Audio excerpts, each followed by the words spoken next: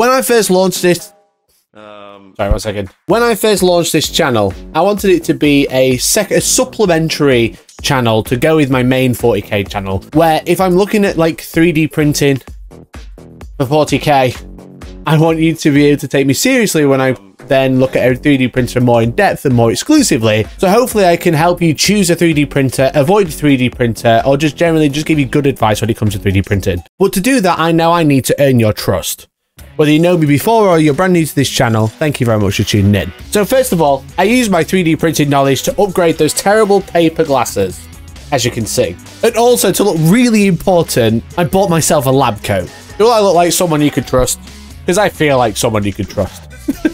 So basically, if you see me dressed like this, you're on the Hellstorm 3D channel. Welcome to Hellstorm 3D. And today, we're talking about the Haygears Ultra Reflex printer that I've been using so much that I've worn out the FEP film according to the machine, because it tells you when it's worn out. If you don't know Haygears, that wouldn't be surprising, because they're actually a very large company that's been making 3D printers for quite a while, only not in the hobby industry, like things that we are more interested in, such as making miniatures, like most other resin companies you've probably heard of, actually have a background in a dental and prosthetics printing, which is actually quite funny, because my background, before I was a stupid YouTuber that reacted to things on the internet and dressed up as a crap scientist, I actually worked at a university where I was ultimately testing 3D printed prosthetics and doing what's called cyclic testing, or stress testing machine. So it'd take like a 3D printed bone and put it in a cool machine that like crushes it and applies like 100 or 150 kilograms and then applies the pressure and makes it do it over and over and over again until it purposefully broke. And the whole point of that was to look at the crack propagation to see how bones crack, so they could be redesigned for the future to basically make them not crack in a way that would damage a person if it did break, because the stressing and the crushing was simulating walking. Anyway, by the by, that's their background, and what better machine to look at for my first video reviewing printers on this channel.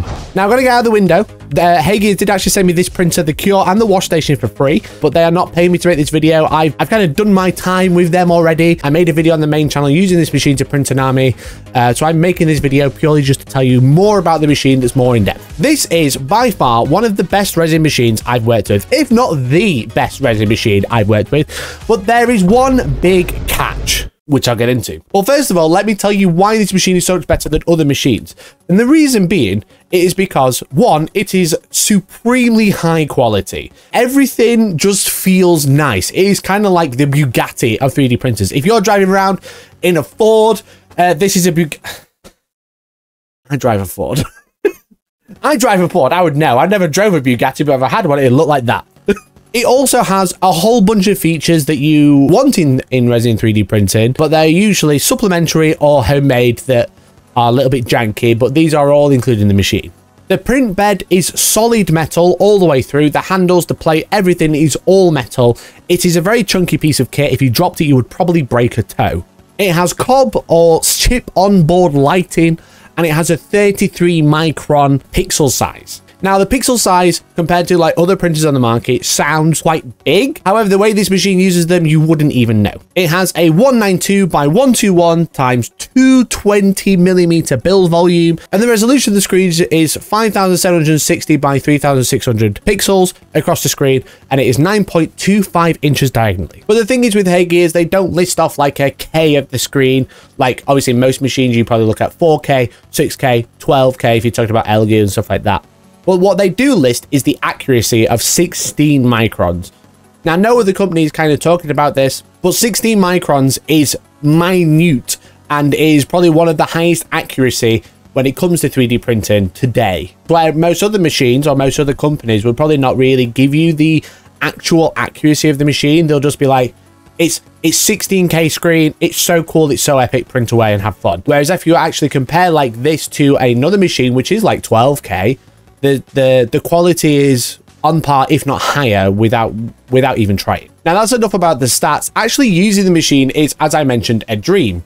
It has a whole bunch of features which most machines are starting to include, but some of them, they're just knocking the socks off. For example, this printer has auto bed leveling, which I've never seen on a resin printer before. You might have seen a resin printer that has auto bed leveling. Do let me know down in the comments and I'll try and look into it. This has auto bed leveling, and there's only once I had to do anything manual, but the screen has a bunch of load cells. So if you do need to manually change the bed, essentially what the bed will do is it'll touch the screen and you'll tighten or loosen each corner of the bed to a degree of like 10 microns, I believe it is. Again, this is something I've not seen on a resin printing before, having that sort of accuracy to being able to level the bed using strain gauges rather than just a piece of paper. Can you pull it out? It's just, it feels so caveman compared to this. As well as auto leveling, it also has auto refill. The machine actually uses these special types of bottles, these special shapes, which have a spring-loaded valve in the lid, which you then place into the back of the machine, which will allow the resin to refill when it needs to. It also has this automated sluice gate, which will stop the resin refilling when it doesn't want it, and then add it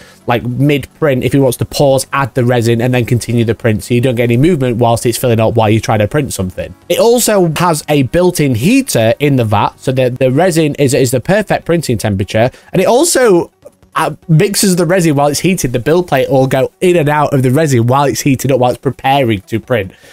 Which again, it's just something so simple, but the fact that it does it for you is just one thing that you don't have to worry about. I don't have to go in and mix the resin because it'll mix the resin before it starts printing. Which it also has RFID on the bottles, I believe. So it can detect how much resin is actually left in your bottle whilst you're printing or just before you're about to start printing. And it'll say, there is not enough resin in this bottle, change it over before you start printing. Or it'll say, there is 10% left in this bottle, but you have a full tank, so it doesn't actually matter. And whilst all these features are actually good, as I said, the quality of these prints are actually insanely nice. They're really, really good. I've printed a whole army with this, and I've got the video here from my other channel where I printed a whole army with this. I feel like talking about the quality of prints is kind of like by the by, because I printed a whole army and they look insane. But just working with this machine compared to other machines has been an absolute dream. And I think the main takeaway that I found from this machine is that it probably isn't designed for a hobbyist like me or you who's watching.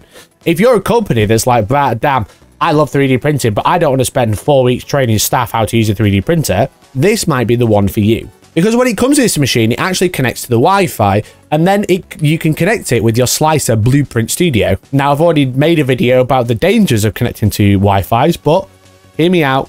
Let's go with it. The software is a dream to work with. You kind of have to like set up your own project each time you want to start slicing, rather than like other slicers such as G2Box, which I use pretty much for every other machine.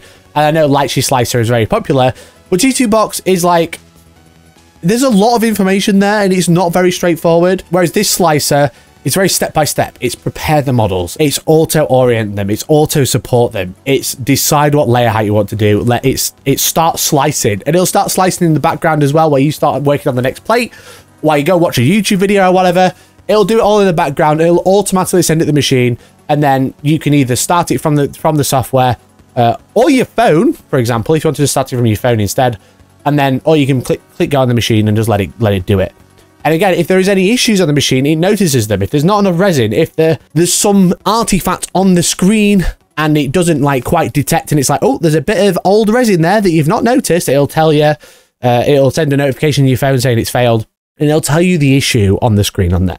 You don't actually have to touch the printer if you want to start printing, because it'll auto-fill the resin, it'll heat up the resin, it'll mix the resin, it'll start printing, it'll tell you if you need to change the bottle, and you don't actually need to have a memory stick from one place to another. You just send it all over the internet. This machine is very, very convenient, and it's very, very consistent. Again, you are paying for convenience with this machine, because there are so many little things that this company has done that makes you go, oh, actually, wow, I can't believe no one else is doing this. How do we not have a sensor that says, oh, the build plate has crashed into something that's not the screen? We should probably stop, rather than pile driving a big metal screen into a piece of resin that cracks a screen. It's happened to someone. I'm sorry about that. Now, speaking of auto supports, HeyGears have just launched this new pulsing release module, which is on its way to me. I was kind of waiting for it to arrive before making this video, but I don't know when it's going to arrive, so I just thought I'd start recording. If it arrives before the video comes out, excellent. If it doesn't, well, I left this bit in.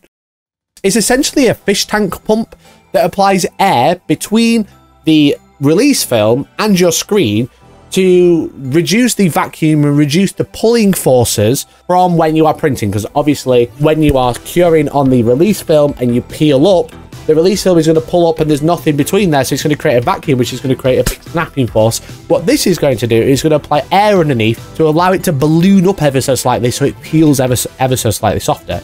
Now, I haven't actually worked with this. If I do get a hold of it, I will make a separate video talking about the pros and cons of that, but we'll see in the future. It sounds like a very cool system. I've seen some videos that they've sent over, which look very good, where the supports are next to nothing. But again, I haven't received it, so I don't actually know. I'm just going off what they've told me. We'll see in the future. Now, I said this machine's super cool, super epic. It's really good. It's one of the best machines I've ever worked of. But the catch, which is what you've tuned in for, it is very, very expensive. The Hagears Ultracraft Reflex 3D printer costs £1,426 UK, or close to $1,800, I imagine, plus tax if you're in the US. It is not a cheap piece of kit. And the other issue is that whilst the software is amazing, it is locked to proprietary resin. You can only use resin made by Hagears because you can't actually change any of the slicer settings. You can change the layer height, you can change how your model's oriented, you can change how it's supported, etc. You can do everything with the model, but you can't actually change any of the print settings, which might be a big turn off for you if the price hasn't already drove you away. Especially when the resin is £70 a bottle, the ones I'm using, the PAP 10, which is precise detail resin, which is designed for miniatures, but I also find it very brittle for miniatures as soon as it's been cured. Whilst it captures the detail insanely well and looks amazing, it is very brittle. You know, I've actually used a lot of these models that I printed in a tournament. I've already snapped off loads of arrows and stuff like that. Lots of thin detail bits, which are always going to break, but they break very, very, very easily. You can put any resin in this machine if you want to, but you can't change the settings. So you're just hoping and praying that the resin that you use works with the same settings as what the PAP 10 or any other resin they sell would work like. But that would take a lot of testing. And it's obviously, whilst it'll probably work, it's not recommended.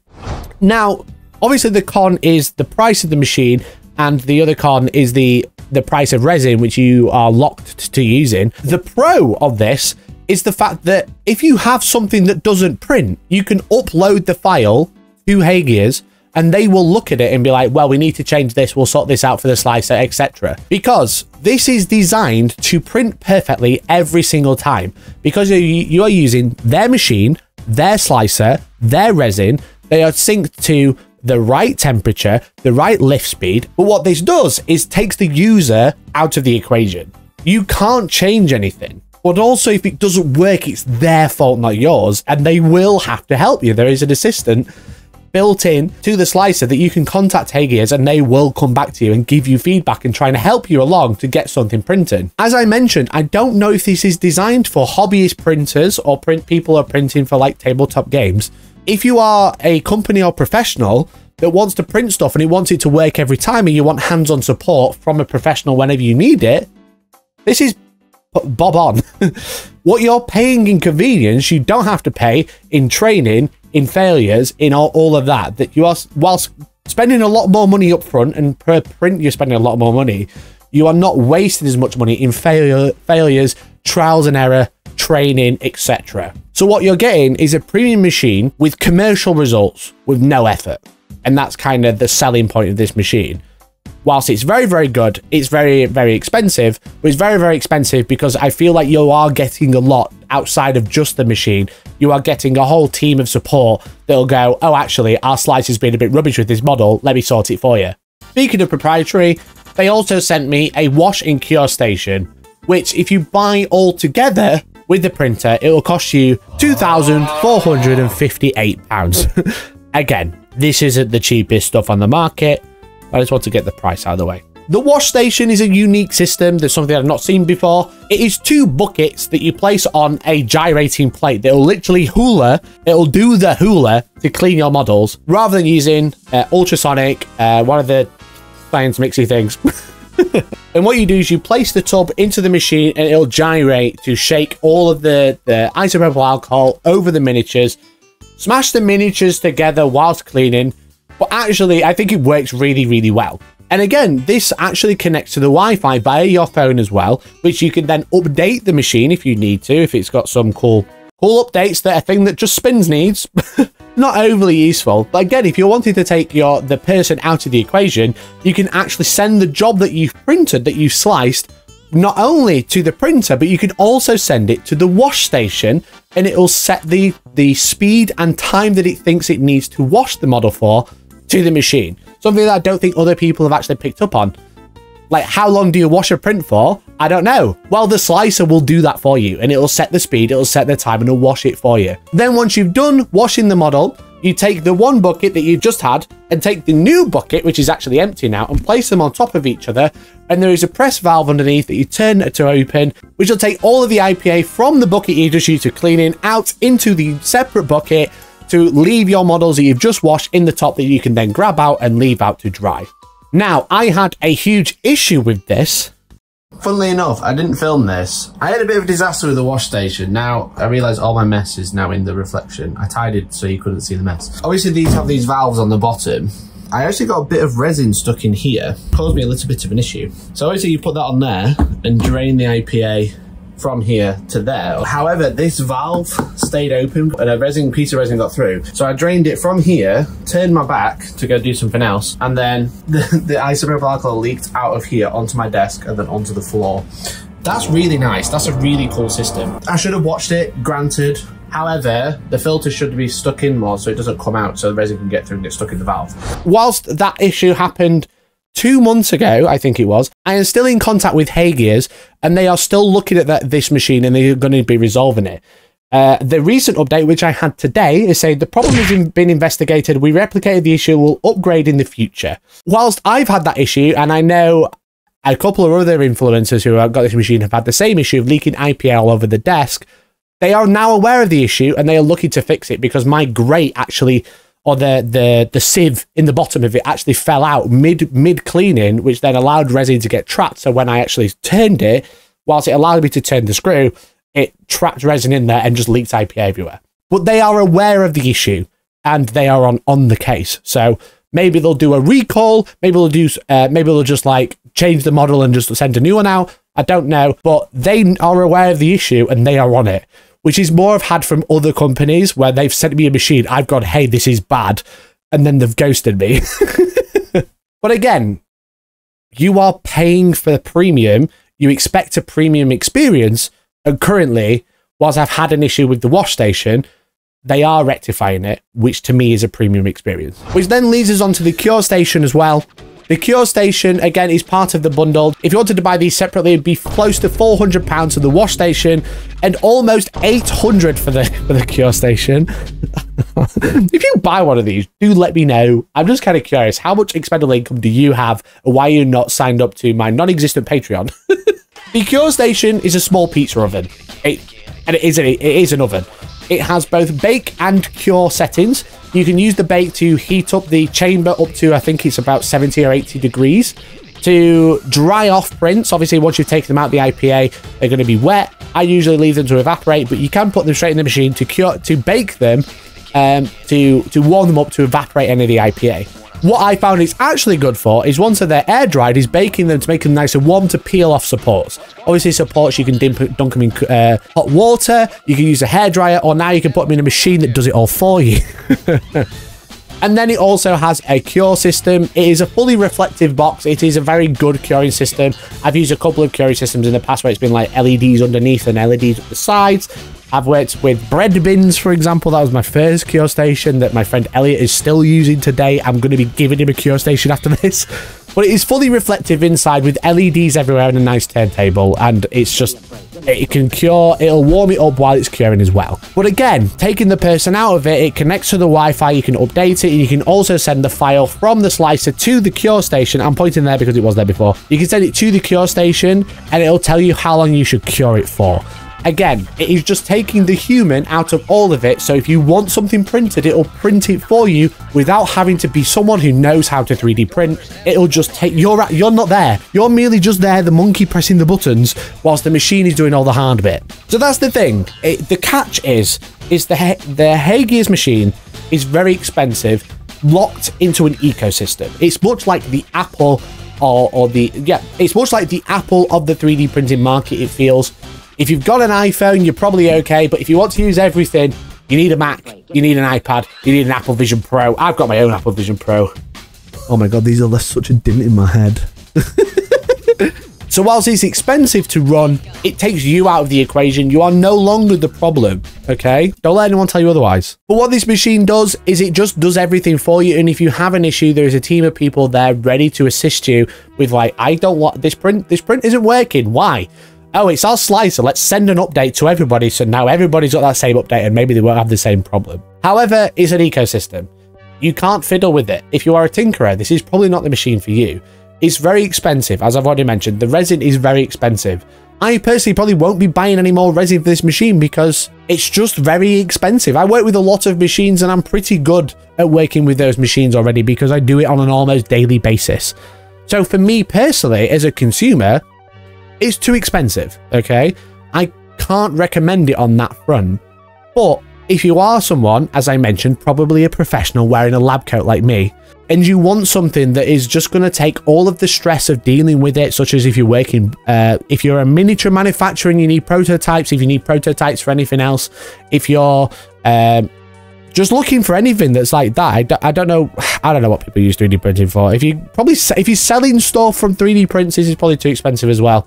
Because again, you're looking at £70 a litre, which is just very expensive compared to other brands on the market where you're looking at like £25 to £30 a litre on Amazon and stuff like that. You aren't paying to save money. You aren't paying to make profit. You are paying for a system that is going to keep working, and if it doesn't, they'll fix it for you, which is great and also terrible.